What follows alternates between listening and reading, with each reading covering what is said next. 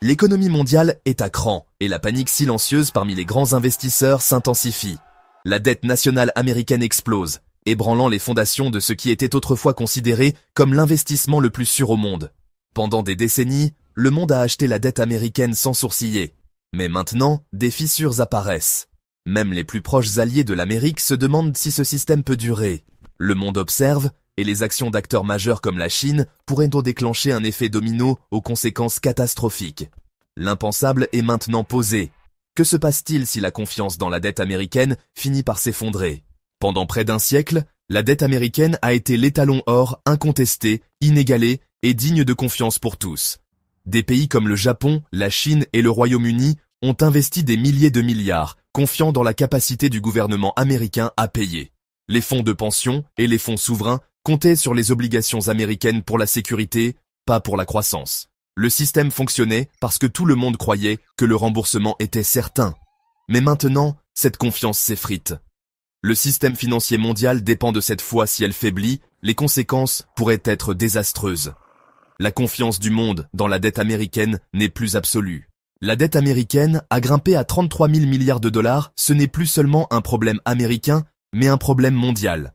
Une crise de confiance dans la dette américaine enverrait des ondes de choc dans le monde entier.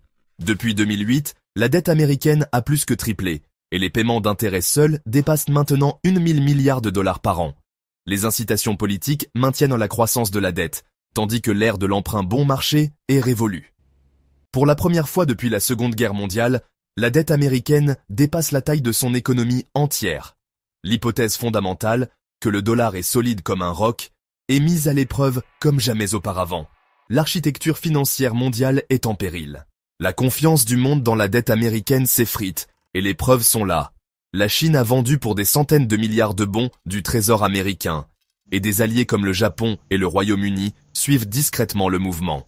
Ce retrait est le signe d'une profonde inquiétude quant à la stabilité de l'Amérique. Les guerres commerciales et les tensions géopolitiques ne font qu'empirer les choses. Si le monde cesse d'acheter de la dette américaine, les taux d'intérêt vont flamber. Le dollar pourrait s'effondrer, et une crise mondiale pourrait éclater. Le scénario impensable, tout le monde vendant en même temps, se rapproche de la réalité. Le monde retient son souffle.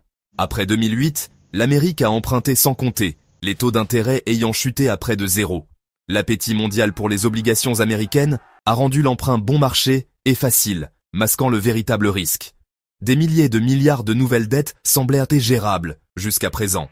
Toute la stratégie reposait sur des taux bas et une confiance mondiale inébranlable. Même une petite hausse de taux coûte maintenant au gouvernement des centaines de milliards de plus. Si les investisseurs étrangers perdaient confiance et vendaient en masse, le résultat pourrait être catastrophique. L'ère de l'argent gratuit est révolue et les risques se manifestent enfin. Le moment charnière où la trajectoire de la dette américaine a changé de façon spectaculaire a été la crise financière mondiale de 2008. L'économie américaine venait de plonger dans sa récession la plus profonde et la plus grave en 80 ans, une crise déclenchée par l'éclatement d'une bulle immobilière et l'implosion subséquente d'importantes institutions financières.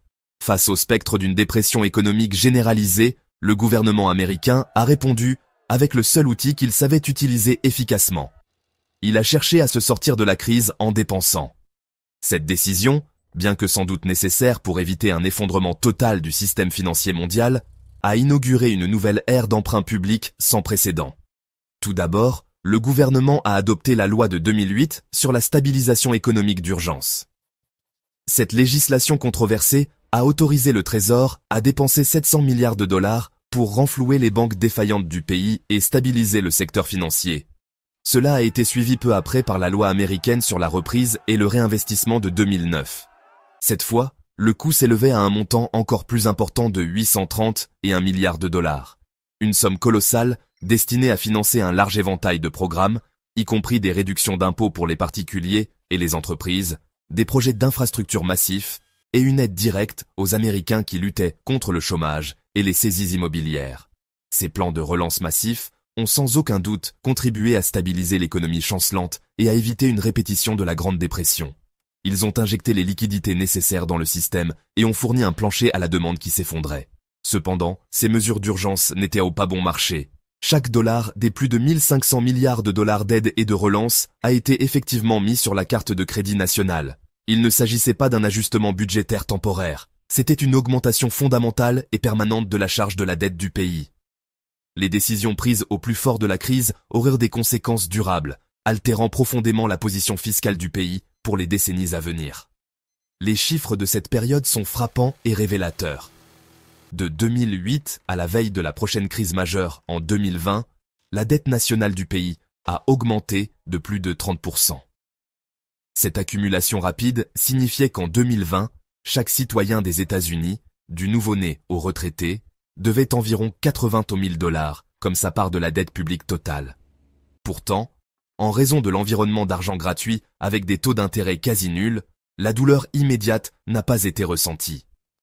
Le véritable coût a été différé, une bombe à retardement placée silencieusement au cœur de l'économie américaine, attendant les bonnes conditions pour détonner. Alors que le monde commençait tout juste à se remettre de la longue ombre de la crise de 2008, un nouveau type de catastrophe, entièrement différent, a frappé.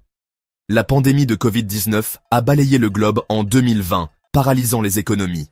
Les entreprises ont fermé leurs portes, les chaînes d'approvisionnement ont été rompues et des millions de personnes ont été contraintes de se confiner. Face à la perspective d'un effondrement économique total et complet, bien plus rapide et profond que celui de 2008, le gouvernement américain savait qu'il n'avait qu'une seule option pour éviter la catastrophe, et il l'a déployée sans la moindre hésitation. Des dépenses massives et écrasantes, d'une ampleur jamais vue dans l'histoire de l'humanité. Ce qui a suivi a été une réponse fiscale et monétaire d'une ampleur vraiment époustouflante. Des milliers de milliards de dollars ont de nouveau été injectés directement dans l'économie en un temps record. Plusieurs séries de chèques de relance ont été envoyés directement aux ménages américains. Des allocations de chômage améliorées ont été distribuées à des millions de personnes ayant perdu leur emploi et de vastes programmes de sauvetage, comme le programme de protection des salaires, ont été mis en place pour maintenir les entreprises à flot. Le gouvernement agissait essentiellement comme un pont, tentant de faire traverser l'économie entière par-dessus le gouffre créé par les fermetures induites par la pandémie. La philosophie était claire, dépenser tout ce qu'il faut, le plus rapidement possible, et s'inquiéter des conséquences plus tard. Au moment où la poussière commençait à retomber des premières vagues de la pandémie, le paysage fiscal avait été irrévocablement modifié. En quelques années seulement, la dette nationale américaine avait augmenté de plus de 5 billions de dollars. Cette augmentation stupéfiante représentait 15 000 $ de dette supplémentaire pour chaque personne dans le pays, ajoutée en une période remarquablement brève. Après la réponse à la pandémie, la dette nationale totale de l'Amérique s'élevait à 31 billions de dollars, un chiffre ahurissant. Cela a fait franchir au pays un cap critique et symbolique qu'il n'avait pas dépassé depuis la fin de la Seconde Guerre mondiale. La nation devait désormais plus de 100% de sa production économique annuelle totale, ou PIB.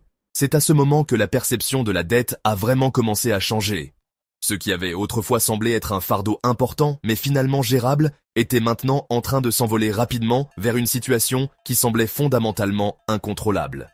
La vitesse pure de l'accumulation de la dette était alarmante. Et il est vital de se souvenir de la prémisse centrale sur laquelle tout le marché financier mondial était bâti. L'hypothèse inébranlable que le dollar américain était aussi solide qu'un roc. C'est la raison même pour laquelle des pays du monde entier avaient confié leurs fortunes économiques aux États-Unis en premier lieu. Mais avec une quantité astronomique de dettes inscrites au bilan, les investisseurs ont commencé à se demander sérieusement si l'Amérique pourrait un jour réellement tout rembourser. Pendant des années, les États-Unis ont bénéficié du luxe des faibles taux d'intérêt, ce qui a maintenu le coût du service de leur dette, toujours croissante, à des niveaux gérables. Cependant, les dépenses massives libérées pendant la pandémie de Covid-19 ont eu un effet secondaire inévitable. Elles ont déclenché la plus forte inflation que le pays ait connue en plus de 40 ans. Pour combattre cette inflation galopante, la Réserve fédérale américaine a été contrainte de freiner brutalement, s'engageant dans l'un des cycles de hausse des taux d'intérêt les plus agressifs de son histoire. Cette décision, bien que nécessaire pour contrôler la hausse des prix, a effectivement déclenché le piège de la dette qui s'était tranquillement mis en place depuis plus d'une décennie.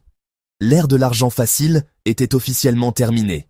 Les conséquences de ce changement de politique ont été immédiates et, honnêtement, assez graves pour le budget fédéral. Les paiements d'intérêts sur la dette nationale, qui avait été une dépense relativement stable, ont commencé à monter en flèche. Le gouvernement américain paie maintenant près de 3 milliards de dollars chaque jour juste pour couvrir les intérêts de ses prêts. C'est, sans exagération, le niveau le plus élevé de toute l'histoire du pays. Et si la vente continue de la dette américaine par les nations étrangères se poursuit, obligeant le Trésor à offrir des taux d'intérêt encore plus élevés pour attirer de nouveaux acheteurs, ce chiffre ne fera qu'empirer considérablement. Le tapis roulant financier ne fait pas que s'accélérer. Son inclinaison devient dangereusement raide. Ce coût croissant du service de la dette a de profondes implications pour l'avenir de la nation. Les projections montrent qu'au cours des 10 prochaines années, les paiements d'intérêt à eux seuls devraient coûter à chaque citoyen américain plus de 40 000 $. Ce n'est pas de l'argent théorique, c'est un détournement direct de ressources. C'est un capital qui aurait pu être dirigé vers des priorités nationales cruciales, telles que les soins de santé, la sécurité sociale, l'éducation et l'allègement fiscal, tant nécessaires pour les familles qui travaillent. Au lieu de cela, cette richesse est expédiée à l'étranger, aux gouvernements étrangers et aux institutions financières mondiales qui détiennent la dette américaine. Un transfert massif et continu de la richesse américaine vers le reste du monde. L'ampleur de cette dépense a maintenant atteint un niveau sans précédent, et franchement alarmant. Les États-Unis ont le budget militaire le plus important et le plus puissant du monde, un symbole de leur puissance mondiale. Pourtant, aujourd'hui, le montant que le gouvernement dépense en paiement d'intérêts sur sa dette nationale est maintenant plus important que l'ensemble de son budget de la défense.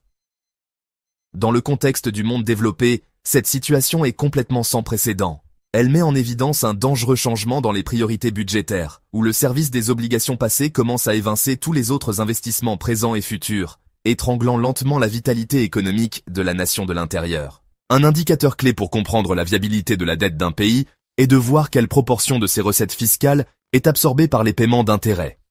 Pour les États-Unis, ce chiffre est devenu profondément préoccupant. Le gouvernement américain consacre actuellement 18% de ses recettes fiscales totales uniquement au paiement d'intérêts. Cela signifie que pour chaque 5 $ perçus en impôts, près d'1 $ est immédiatement dépensé, non pas pour financer un service gouvernemental, mais simplement pour payer les intérêts des emprunts passés. Ce ratio est un indicateur frappant d'une situation fiscale de plus en plus tendue et, honnêtement, insoutenable à long terme. Comparé à ses pairs internationaux, la situation américaine apparaît encore plus périlleuse. Ce chiffre de 18% est presque le double de celui de toute autre nation du groupe des 7, les plus grandes économies avancées du monde. Alors que des pays comme la France et le Royaume-Uni, qui supportent également d'importants niveaux d'endettement, parviennent à maintenir leur coût de service de la dette en dessous d'un plus gérable 10% des recettes fiscales, les États-Unis brûlent près d'1 $ d'impôt sur 5 pour les seuls intérêts. Cela place les États-Unis dans une catégorie à part, et non d'une manière qui inspire confiance aux investisseurs internationaux. La comparaison devient encore plus frappante quand on regarde un pays comme la Grèce, une nation qui n'est pas exactement réputée pour sa stabilité financière et qui est devenue l'emblème d'une crise de la dette souveraine il y a un peu plus d'une décennie. Même au plus fort de ses difficultés, la discipline budgétaire de la Grèce s'est améliorée au point qu'elle ne consacre plus qu'environ 5% de ses recettes fiscales au service de sa dette. Le fait que les États-Unis dépensent une part près de 4 fois supérieure à celle de la Grèce pour les paiements d'intérêts est une révélation choquante qui souligne la gravité et le caractère unique du défi fiscal américain. C'est l'anatomie de la bombe à retardement fiscal. Alors que la confiance mondiale dans le dollar américain continue de s'éroder et que les investisseurs exigent des rendements plus élevés pour compenser le risque perçu, ce fardeau des intérêts est appelé à croître de manière exponentielle. Cela crée une boucle de rétroaction dangereuse, une dette plus élevée entraîne des paiements d'intérêts plus élevés, ce qui à son tour entraîne davantage d'emprunts pour couvrir ces paiements, augmentant encore la dette. Ce n'est pas un problème lointain et abstrait pour les générations futures. C'est un danger clair et présent qui menace d'enfermer l'économie américaine dans une spirale incontrôlable, avec de profondes conséquences pour chaque citoyen et pour l'ensemble du système financier mondial. La crise de confiance dans la dette américaine n'est plus un risque théorique. C'est une réalité tangible qui se manifeste dans les bilans des plus grandes économies mondiales. Les premières et les plus importantes fissures dans le barrage sont apparues avec les actions de la Chine. Pendant des années, Pékin a été le roi incontesté des détenteurs de dettes américaines, accumulant un trésor de guerre massif de plus d'1 billion de dollars en bons du trésor. C'était une symbiose stratégique. La Chine recyclait ses vastes excédents commerciaux dans l'actif le plus sûr de la planète, tandis que l'Amérique finançait ses déficits avec des capitaux chinois bon marché. Mais cette ère est résolument révolue. Juste un an après que le stimulus pandémique a commencé à inonder le monde de nouveaux dollars, la Chine a initié une liquidation stratégique et systématique de sa dette américaine. Ce n'était pas un effondrement paniqué, mais un désengagement calculé et graduel.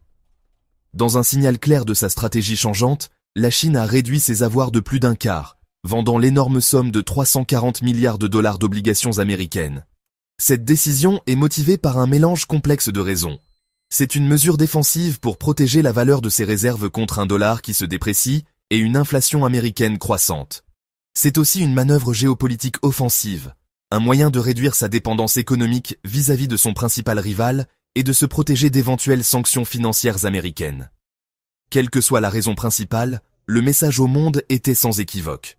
Le plus grand créancier ne considère plus la dette américaine comme l'ultime refuge. Suivant de près les traces de la Chine, le Japon, le deuxième plus grand créancier de l'Amérique, est l'un de ses plus proches alliés. La liquidation japonaise est peut-être encore plus alarmante car elle ne peut pas être facilement écartée comme une simple posture géopolitique. Le Japon, avec sa population vieillissante et son économie axée sur l'exportation, s'est longtemps appuyé sur les rendements stables des bons du Trésor américain pour soutenir son système financier. Pourtant, il a lui aussi réduit agressivement son exposition, vendant environ 200 milliards de dollars d'obligations américaines. Pour le Japon, la motivation est largement économique. La hausse des taux d'intérêt aux États-Unis a rendu les obligations plus anciennes, à faible rendement, moins attrayantes, et la volatilité des marchés des devises a rendu la détention d'actifs libellés en dollars plus risquée.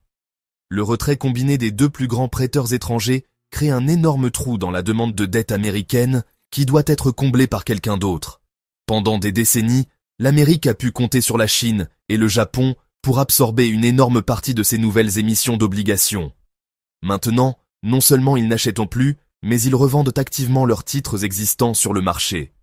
Cela force le Trésor américain à trouver de nouveaux acheteurs, souvent en offrant des taux d'intérêt plus élevés, ce qui à son tour augmente le fardeau de la dette même qui est à l'origine de la crise de confiance. C'est un cercle vicieux, et les actions de la Chine et du Japon l'ont mis en mouvement. Ce qui a commencé avec les plus grands créanciers de l'Amérique a maintenant commencé à se propager, créant une contagion de doute qui infecte même ses alliés les plus proches et les plus fidèles. La vente massive n'est plus confinée à l'Asie. Ces derniers mois, une tendance inquiétante est apparue en Europe et en Amérique du Nord. Des nations comme le Royaume-Uni, un pays dont les fortunes sont liées aux États-Unis depuis plus d'un siècle, ont également commencé à réduire discrètement leurs avoirs en bons du Trésor américain. Il s'agit d'un changement subtil mais significatif, indiquant que même Londres commence à se couvrir contre la domination à long terme du dollar américain. Les raisons de ces ventes varient d'un pays à l'autre, mais un fil conducteur les unit toutes, une réévaluation du risque. Pour de nombreuses nations, détenir de vastes réserves de dette américaine était une pierre angulaire de leur stratégie de banque centrale. Cela leur procurait liquidité, sécurité et une valeur stable. Cependant, la volatilité récente, entraînée par l'envolée de la dette américaine, l'instabilité politique et les politiques commerciales imprévisibles, a terni cette réputation. Les États-Unis ne sont plus considérés comme l'encre sans risque du système mondial. Au lieu de cela, détenir leur dette est maintenant perçu comme comportant son propre ensemble de risques. Des risques que les banquiers centraux et les ministres des Finances prudents cherchent maintenant à atténuer en diversifiant leurs actifs. Même le Canada, voisin et plus grand partenaire commercial de l'Amérique, a rejoint la tendance. La Banque du Canada a été un autre vendeur, réduisant son exposition à la dette du gouvernement américain. Ce mouvement parmi des alliés aussi proches témoigne de la profondeur du choc de confiance. Ce ne sont pas des nations rivales cherchant à saper le pouvoir américain, ce sont des gouvernements amis agissant dans ce qu'ils perçoivent comme leur propre intérêt économique. Ils examinent la montagne de la dette américaine, l'envolée des paiements d'intérêts et l'impasse politique à Washington, et ils prennent une décision rationnelle de réduire leur exposition à une crise potentielle. Cette contagion croissante de vente représente un défi profond pour les États-Unis. La stabilité du marché obligataire américain a toujours reposé sur une base large et diversifiée d'acheteurs internationaux. Si cette base commence à se rétrécir, avec non seulement des rivaux, mais aussi des amis qui se dirigent vers la sortie, la pression sur le système s'intensifie. Chaque vente, aussi petite soit-elle, ajoute à l'offre d'obligations sur le marché et contribue à la pression à la baisse sur leur prix, ce qui signifie une pression à la hausse sur les taux d'intérêt. Le retrait discret des alliés de l'Amérique est un vote de défiance, et cela rend la tâche du gouvernement américain de financer ses opérations progressivement plus difficiles et plus coûteuses. La crise de confiance grandissante ne se déroule pas dans un vide politique. Elle est profondément liée au sable mouvant de la géopolitique mondiale et à l'utilisation croissante de la finance comme arme. Les États-Unis, pendant des décennies, ont tiré parti de la domination du dollar pour projeter leur puissance et faire respecter leurs objectifs de politique étrangère. En contrôlant la principale monnaie du commerce et de la finance internationale, Washington a pu imposer de puissantes sanctions économiques à des pays comme l'Iran, la Corée du Nord et, plus récemment, la Russie. Cela a été un outil incroyablement efficace, capable d'isoler des nations rebelles du système financier mondial sans tirer un seul coup de feu.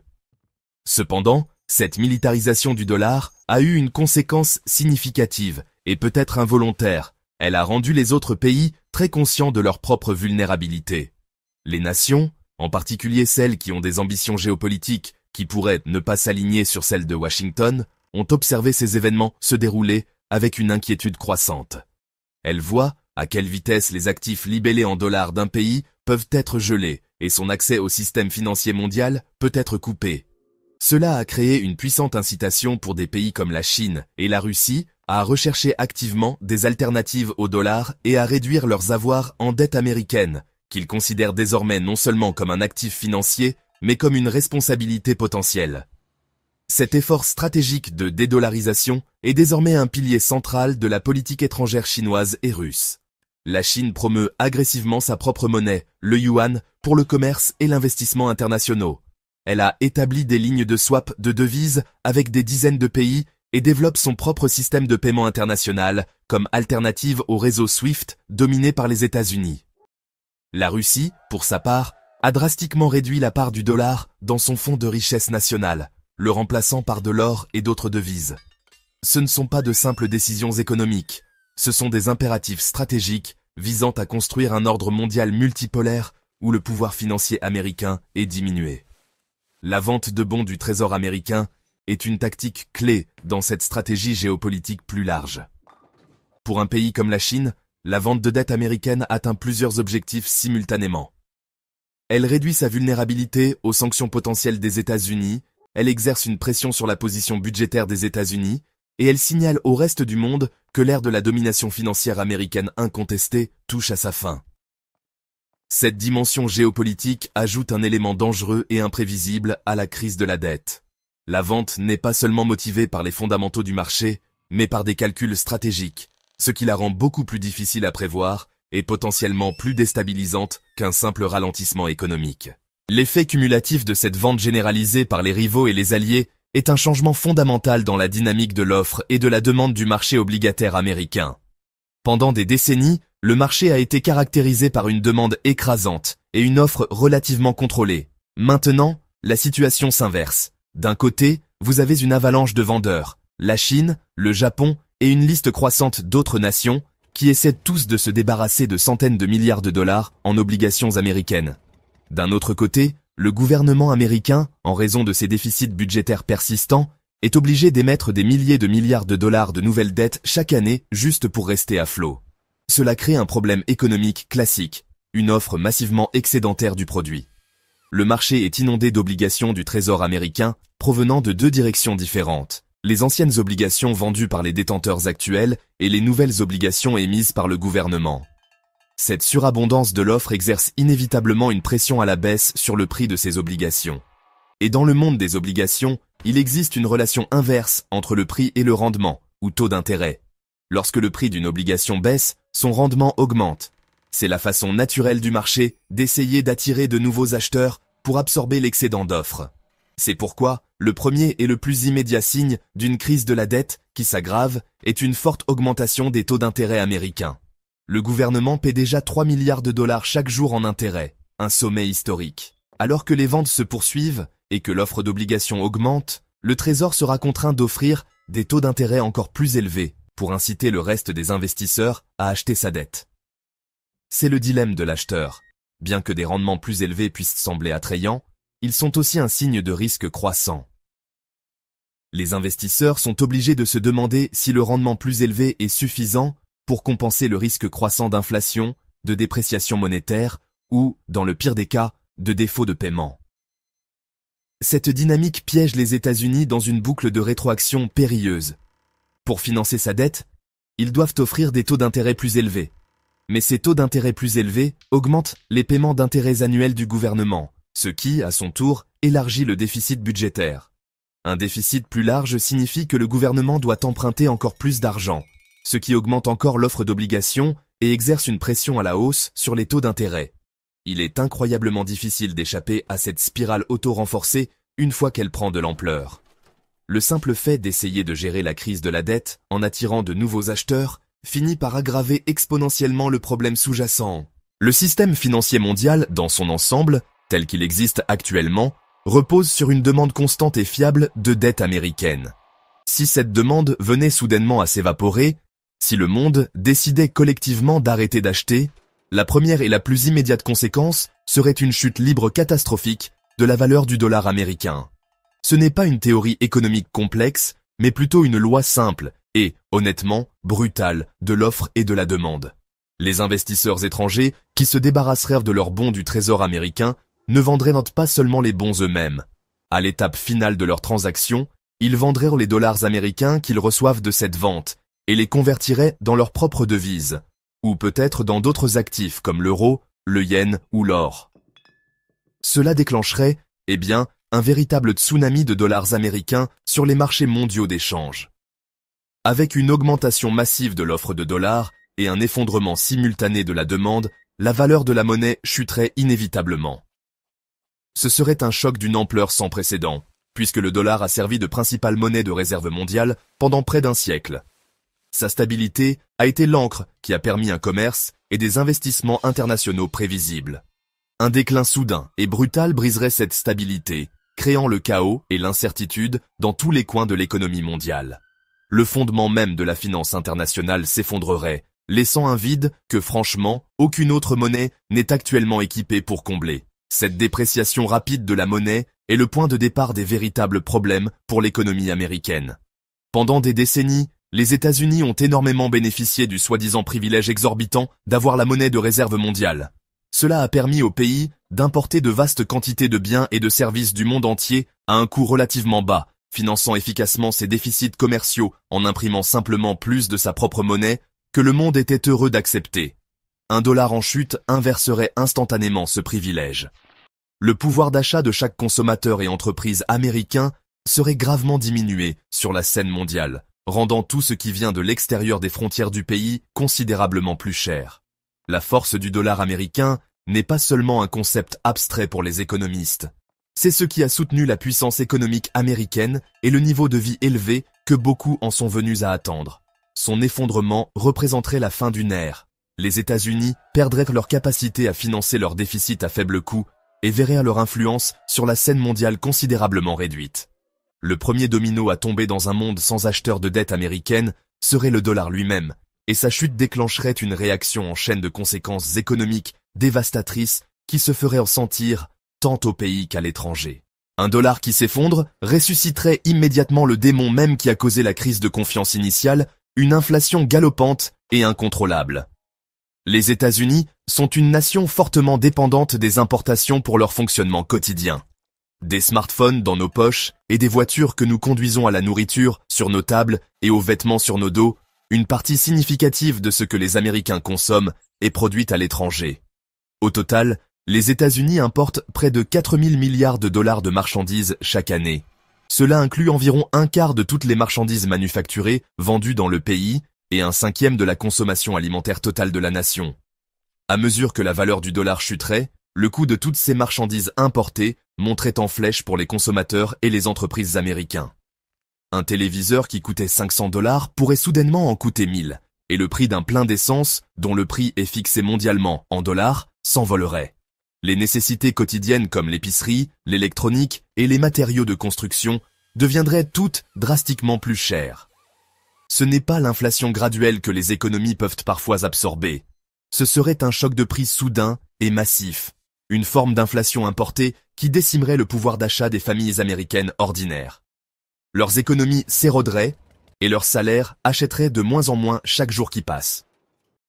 Ce cauchemar inflationniste serait aggravé par les tentatives désespérées du gouvernement pour gérer la crise de la dette.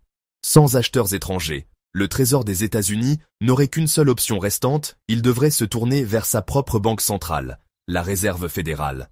La Fed serait forcée de monétiser la dette, ce qui est un terme technique désignant le fait que le gouvernement imprime essentiellement des quantités massives de nouvelles monnaies pour acheter ses propres obligations. Cela injecterait des milliers de milliards de dollars frais et non gagnés dans l'économie. Une recette classique pour l'hyperinflation qui a été observée à maintes reprises dans l'histoire dans des pays comme l'Allemagne de Weimar, ou plus récemment, le Zimbabwe. Soudain, la chose même qui avait rendu l'économie américaine si forte, la disponibilité de crédits faciles et une monnaie stable, deviendrait sa plus grande vulnérabilité. La combinaison des prix d'importation en flèche en raison d'un dollar faible et d'une augmentation massive de la masse monétaire de la Réserve fédérale créerait une tempête inflationniste parfaite. La crise passerait du monde abstrait des marchés obligataires internationaux directement dans la vie de chaque citoyen. Le spectre de personnes ayant besoin de brouettes pleines d'argent juste pour acheter une miche de pain, un scénario autrefois relégué aux livres d'histoire, deviendrait un avenir terrifiant et plausible pour la plus grande économie du monde. Aussi dévastatrice qu'une crise de la dette américaine serait pour les Américains, ses effets ne s'arrêteraient non pas aux frontières du pays. Les États-Unis ne sont pas juste une économie parmi d'autres, c'est le pivot central de tout le système financier mondial. Un effondrement généralisé déclencherait une contagion mondiale, entraînant le reste du monde dans sa chute et menant potentiellement à la récession mondiale la plus grave de l'histoire moderne. L'interconnexion qui a favorisé la croissance mondiale pendant des décennies deviendrait un vecteur de maladies financières, propageant la panique et la destruction économique sur tous les continents. Le vieil adage « Quand l'Amérique éternue, le monde s'enrhume » aurait besoin d'une fâcheuse mise à jour. Dans ce scénario, le monde attraperait une pneumonie mortelle. La raison de cet impact mondial réside dans le rôle du dollar en tant que principale monnaie de réserve mondiale. Pendant près d'un siècle, les banques centrales de Londres à Tokyo ont détenu de vastes quantités de dollars américains et de bons du trésor comme principale réserve de change. La logique derrière cela était simple et solide. Ces réserves de dollars agissaient comme un filet de sécurité. Si les investisseurs perdaient en confiance dans la monnaie d'un pays, sa banque centrale pouvait intervenir, vendre ses dollars américains et acheter sa propre monnaie sur le marché ouvert. Cela soutiendrait la valeur de la monnaie et empêcherait un krach financier. Ce système, cependant, ne fonctionne que tant que tout le monde fait confiance au dollar américain. Dans un monde où le dollar lui-même s'effondre, ces vastes réserves détenues par les nations étrangères deviendraient essentiellement sans valeur. Le filet de sécurité qui a soutenu la stabilité financière mondiale disparaîtrait. Une crise de confiance dans le dollar deviendrait instantanément une crise de confiance dans chaque monnaie qui en est garantie. Les pays seraient laissés sans défense face aux attaques contre leur propre monnaie, entraînant une vague de crise de la dette souveraine et d'effondrement bancaire dans le monde entier. L'architecture entière de la finance mondiale, soigneusement construite après la Seconde Guerre mondiale, s'effondrerait. Car l'actif que tout le monde croyait sans risque deviendrait la source du risque. Il est important de noter que ces choses ne se produiraient pas nécessairement du jour au lendemain, et le dollar ne deviendrait pas complètement sans valeur en un instant. Cependant, le processus de son déclin serait brutalement perturbateur. La confiance dans le système américain et son économie, bâtie sur un siècle, s'évaporerait. Le commerce international, dont la majeure partie est facturé en dollars, s'arrêterait brutalement car les entreprises ne voudraient pas accepter une monnaie en chute libre. Le chaos qui s'ensuivrait plongerait le monde dans une dépression profonde et prolongée, remodelant fondamentalement l'ordre économique et politique mondial d'une manière que nous n'avons pas vue depuis 100 ans. Les effets en cascade d'une crise de la dette aux États-Unis, eux, se propageraient rapidement des finances publiques au secteur privé, déclenchant un grave resserrement du crédit qui paralyserait les entreprises américaines. Le taux d'intérêt des bons du Trésor américain n'est pas seulement une préoccupation pour le gouvernement, il sert en fait de taux sans risque de référence pour l'ensemble du système financier. Tous les autres taux d'intérêt, qu'il s'agisse des obligations d'entreprise, des prêts commerciaux, des prêts hypothécaires ou même des cartes de crédit, sont fixés par rapport à cette référence. Ainsi, lorsque le taux d'intérêt de la dette publique monte en flèche, le coût de l'emprunt pour tous les autres acteurs de l'économie suit inévitablement. Pour les entreprises américaines, ce serait un développement catastrophique. Les entreprises, grandes et petites, comptent vraiment sur le crédit pour fonctionner, pour financer de nouveaux projets, gérer leur flux de trésorerie quotidien et investir dans la croissance et l'innovation. Une augmentation soudaine et spectaculaire des coûts d'emprunt rendrait beaucoup de ces activités, excessivement chères. Les entreprises seraient contraintes de reporter ou d'annuler leurs plans d'expansion, de licencier des travailleurs pour réduire les coûts et même de sabrer leur budget de recherche et développement. Les marchés du crédit, qui sont la pierre angulaire d'une économie capitaliste, gèleraient alors que les banques, confrontées à une incertitude et à un risque immense, deviendraient extrêmement réticentes à prêter. Cette compression des entreprises ne se limiterait pas aux nouveaux emprunts. De nombreuses entreprises ont des dettes existantes à taux d'intérêt variable, ce qui signifie que leur paiement mensuel augmenterait soudainement.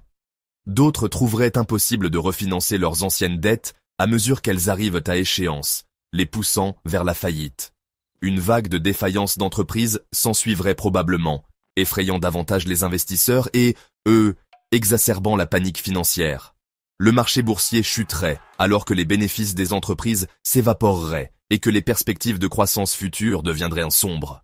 Le moteur même de la prospérité économique américaine, son secteur des entreprises dynamiques et innovants, s'essoufflerait et calerait. Ce resserrement du crédit créerait un cercle vicieux de déclin économique. À mesure que les entreprises feraient faillite et licencieraient des travailleurs, le chômage augmenterait fortement. La hausse du chômage entraînerait un effondrement des dépenses de consommation, car les ménages, confrontés à l'insécurité de l'emploi et à une inflation galopante, réduiraient toutes les dépenses sauf les plus essentielles. Cette baisse de la demande des consommateurs nuirait davantage aux revenus des entreprises, entraînant davantage de licenciements et de faillites. L'économie serait prise dans une spirale déflationniste de baisse de la production et de hausse du chômage, même si les prix des biens importés continuaient de grimper en raison de l'effondrement du dollar. Ce serait, très franchement, le pire de tous les mondes économiques possibles. En fin de compte, les chiffres abstraits d'une crise de la dette, des milliers de milliards de dollars, des points de pourcentage d'intérêt, se traduisent par des coûts humains réels et dévastateurs. Les effets ne se limiteraient pas aux salles de marché de Wall Street ou aux couloirs du gouvernement à Washington DC. Ils se répercuteraient jusqu'à Main Street, affectant la vie de chaque Américain d'une manière profonde et douloureuse. La flambée des taux d'intérêt, qui paralyserait les entreprises, frapperait aussi directement les ménages. Les taux des prêts immobiliers, des prêts automobiles, des prêts étudiants et des dettes de cartes de crédit montraient en flèche à des niveaux jamais vus depuis des générations, rendant impossible pour de nombreuses familles de suivre leurs paiements. Le rêve de la propriété deviendrait un lointain souvenir pour beaucoup, car les taux hypothécaires rendraient de l'achat d'une maison totalement inabordable. Les propriétaires actuels ayant des prêts à taux variables seraient confrontés à la saisie de leurs biens, leur mensualité gonflant au-delà de leur capacité de paiement. La valeur du plus grand actif pour la plupart des familles, leur maison, chuterait probablement à mesure que le marché immobilier se gripperait. En même temps, la valeur de leurs épargnes retraite serait décimée. Les fonds de pension et les plans 401K, qui sont fortement investis dans les marchés boursiers et obligataires, subiraient des pertes catastrophiques, anéantissant des décennies d'épargne et forçant des millions d'Américains âgés à retarder leur retraite ou à retourner sur le marché du travail. Le tissu social de la nation serait étiré jusqu'à son point de rupture. Les finances du gouvernement étant ruinées, il y aurait une immense pression pour procéder à des coupes drastiques dans les programmes sociaux essentiels. Le financement de la sécurité sociale, de Medicare, de Medicaid, de l'aide alimentaire et des allocations de chômage serait tout sur la sellette. Le filet de sécurité sociale, qui protège les membres les plus vulnérables de la société, serait déchiré au moment même où il serait le plus nécessaire. Cela entraînerait une augmentation de la pauvreté, du sans-abrisme et des troubles sociaux, car des millions de personnes se retrouveraient sans soutien face à l'effondrement économique.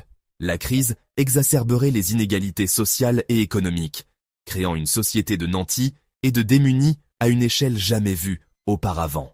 Ceux qui possèdent des actifs tangibles, comme de l'or ou des devises étrangères, pourraient traverser la tempête, tandis que la grande majorité de la classe moyenne et des pauvres, dont la richesse est liée au dollar, aux maisons et aux pensions, verraient leur sécurité financière disparaître.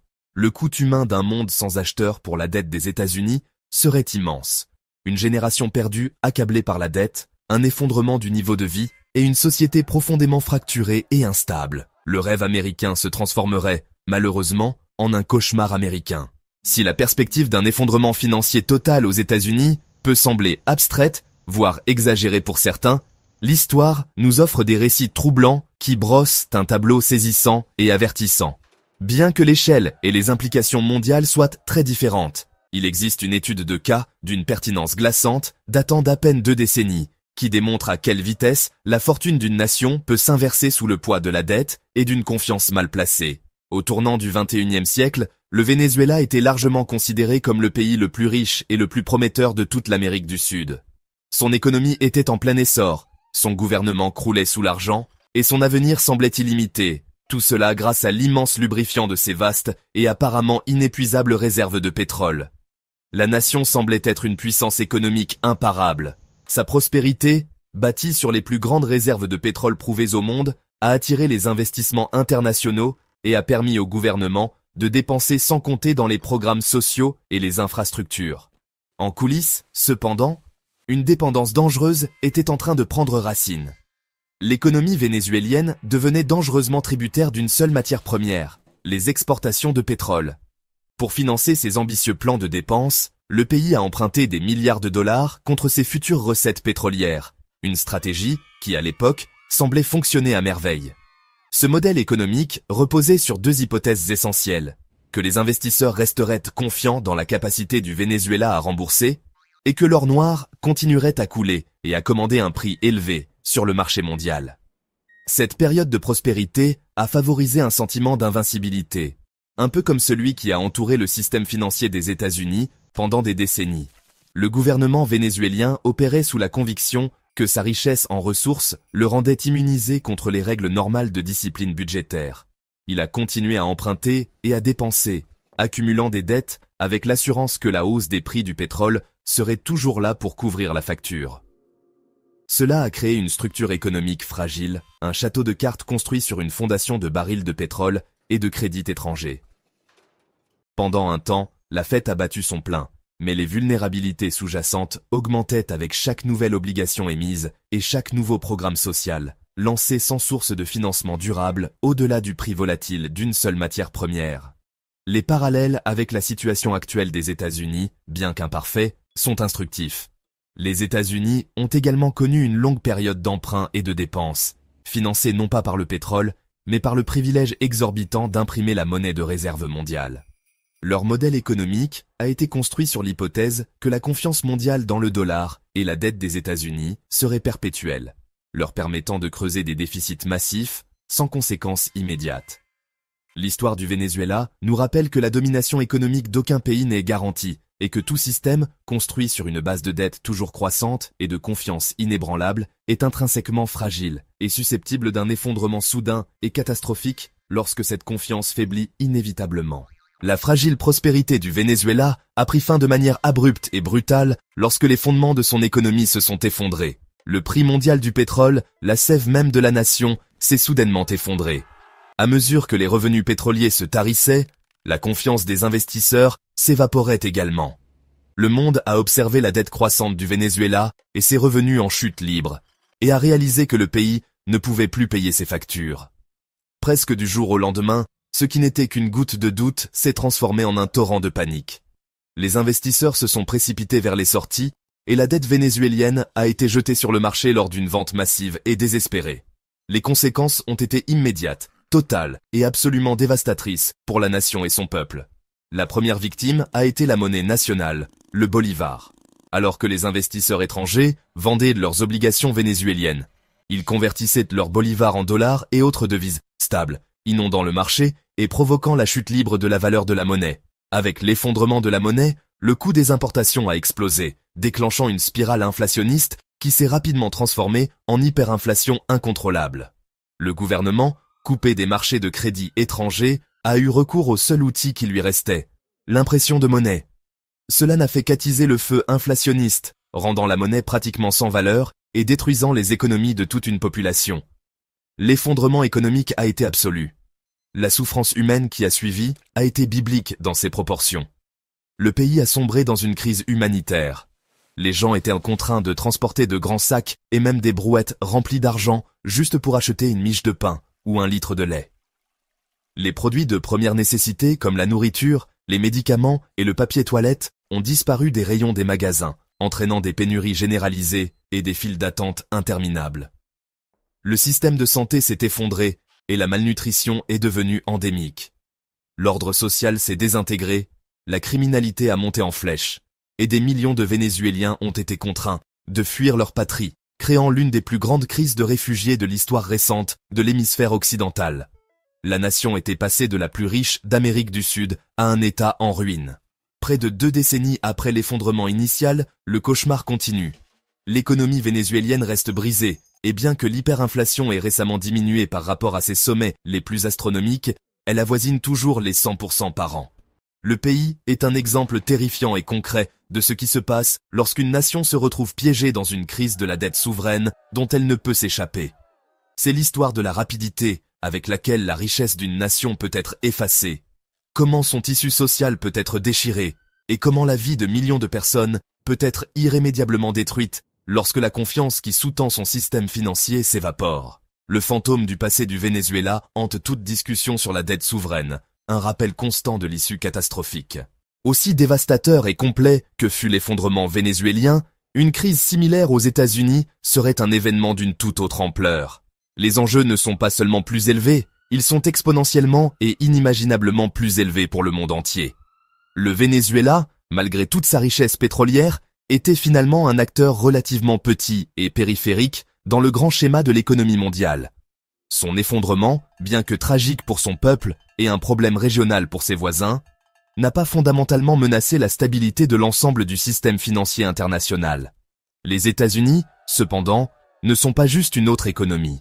Ils sont le cœur même du système mondial. Les États-Unis sont la nation indispensable de la finance internationale. Leurs marchés sont les plus profonds et les plus liquides. Leurs entreprises sont les plus grandes et les plus influentes. Et, plus important encore, leur monnaie, le dollar américain, est la monnaie de réserve mondiale incontestée depuis près d'un siècle. Cela signifie que la santé économique mondiale est inextricablement liée à celle de l'Amérique. Le commerce international est libellé en dollars. Les matières premières sont achetées et vendues en dollars. Et les réserves de change de presque toutes les banques centrales de la planète sont détenues en actifs libellés en dollars, principalement des bons du Trésor américain. Le système financier américain n'est pas seulement une partie de l'économie mondiale, c'est le système d'exploitation central. Par conséquent, un effondrement du marché de la dette américaine ne serait pas une crise localisée ou même régionale. Ce serait un événement mondial, de niveau extinction pour le monde financier tel que nous le connaissons. Le système entier serait menacé de défaillance totale. La confiance qui permet au capital de circuler librement à travers les frontières s'évaporerait. L'effondrement du dollar rendrait les réserves des nations du monde entier sans valeur, déclenchant un effet domino de crise monétaire et de faillite bancaire de l'Europe à l'Asie. Le commerce mondial s'arrêterait net. La dépression économique qui s'ensuivrait serait plus profonde, plus étendue et plus prolongée que la Grande Dépression des années 30. C'est la différence d'échelle cruciale qui ne peut être surestimée.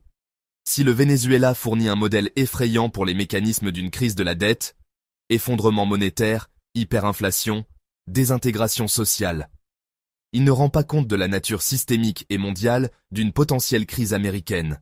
Si l'économie vénézuélienne était un arbre important tombant dans la forêt, l'économie américaine est la forêt elle-même. Son effondrement ne ferait pas seulement du bruit, il entraînerait tout l'écosystème avec lui. Les leçons du passé sont un avertissement sévère, mais elles pâlissent en comparaison de la catastrophe sans précédent qui se produirait si la superpuissance financière mondiale devait succomber au même sort. Les États-Unis se trouvent aujourd'hui à un carrefour périlleux, confrontés à un ajustement fiscal qui ne peut plus être reporté.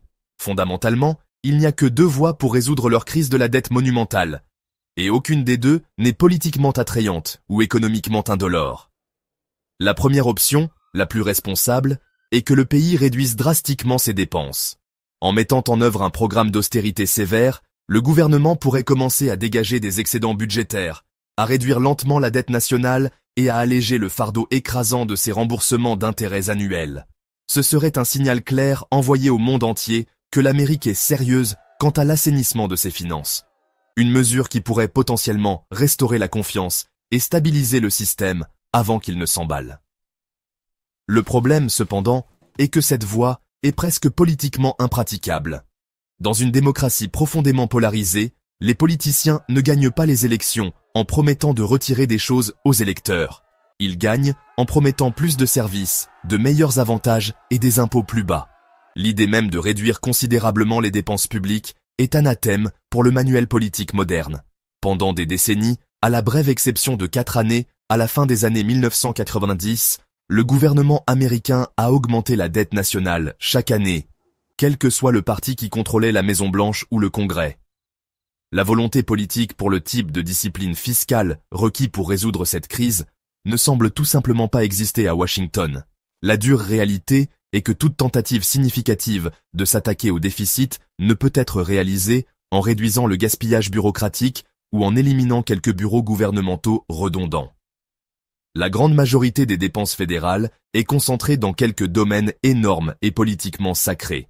Les programmes sociaux, comme la sécurité sociale et l'assurance maladie, qui fournissent des prestations à des dizaines de millions de personnes âgées, le système de santé du pays et le colossal budget militaire. Sans procéder à des coupes profondes, douloureuses et politiquement radioactives dans ces domaines spécifiques, tout effort pour contrôler le déficit est finalement voué à l'échec. Ce serait comme essayer d'écoper un cuirassé en train de couler avec une petite cuillère. Cette paralysie politique ne laisse aux États-Unis qu'un seul autre choix concevable, une voie bien plus dangereuse et destructrice, l'impression de monnaie.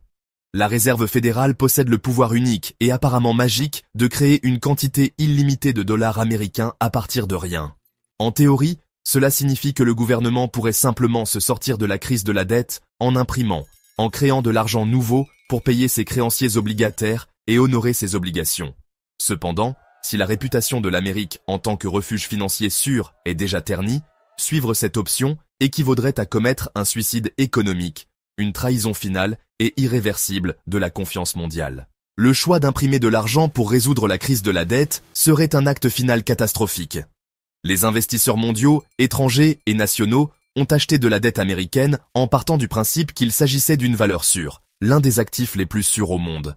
Ils étaient convaincus que le gouvernement américain honorerait ses obligations avec des dollars qui conserveraient leur valeur.